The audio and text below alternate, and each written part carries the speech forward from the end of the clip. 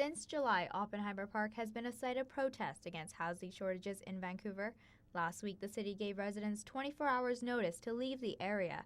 Pivot Legal Society has now taken up the case against Vancouver, saying the city has not done enough to warrant displacing residents of the park. The housing options that Vancouver is proposing aren't available till October, November, January.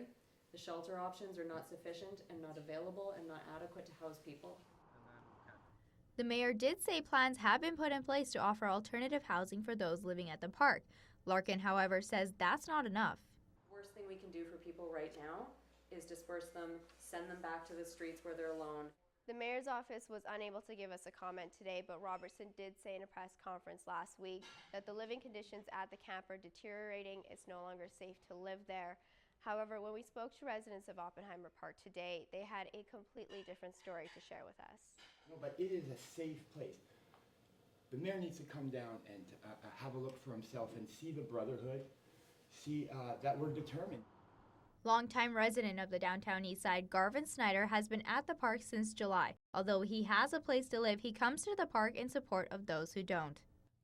So I'm here in support, asking people to understand that you don't have to be poor or homeless to be part of this issue.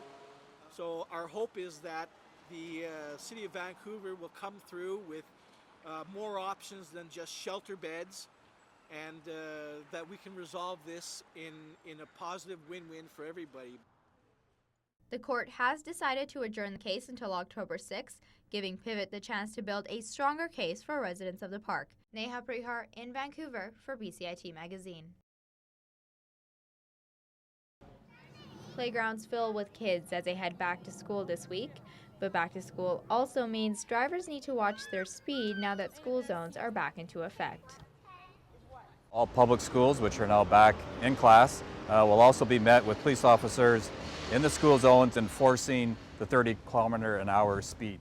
Anything greater than 30 kilometers an hour will just increase the risk of an accident and injury to a child, which of course nobody would like to see. You know, sometimes kids will be dropped off and there'll be parked cars on both sides. So then, and if a child is dropped off in between, a car coming won't be able to see that a little child is crossing in between. So that's a little scary. School zones are in effect from 8 a.m. to 5 p.m. Police and parents are urging drivers to slow down for kids walking and biking to school.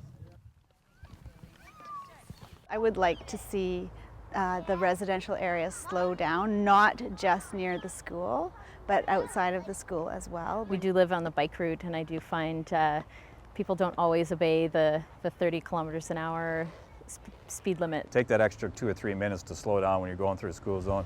Be alert, pay attention between parked cars where kids may dash out. Everything's fine until something happens, and unfortunately, you know, something may happen if we don't change those bad habits, but we have been very fortunate so far. The penalty for getting caught speeding is a $196 fine and 3 points on your license. But the real reason to slow down is to protect the safety of the students. Neha Prihar in Vancouver for BCIT Magazine. Thanks, Kyle. In a press conference late Wednesday evening, Dr. Zane Cohen did confirm that the tumor found in Ford's abdomen was indeed cancerous. Now, there were actually 2 tumors that were found, one significantly larger than the other. This is a very rare form of cancer. It's found in less than 1% of adult cancers that are diagnosed. Ford is expected to begin his chemotherapy treatment in the next 48 hours. Kyle? Yeah, how is this going to influence the mayor's position in office? Now, unless the mayor takes a formal leave of absence, he will remain in charge of the city until December 1st, which is when the new mayor is signed into office. He has yet to make any sort of statement in regards to that as of yet, but he did say in a statement that he will be facing the battle of a lifetime, and he wants Toronto to know that he will be challenging this face on, and he expects to win. Kyle? A new nonprofit organization in Vancouver wants to give artists more designated space to develop their work. Matt Troy is the director of the Vancouver Art and Leisure Society. He joins us here today. Matt, thanks for being here. Hi, Neha. Thank you for having me. So tell me a little bit about what you're trying to do to give artists more space to showcase their work.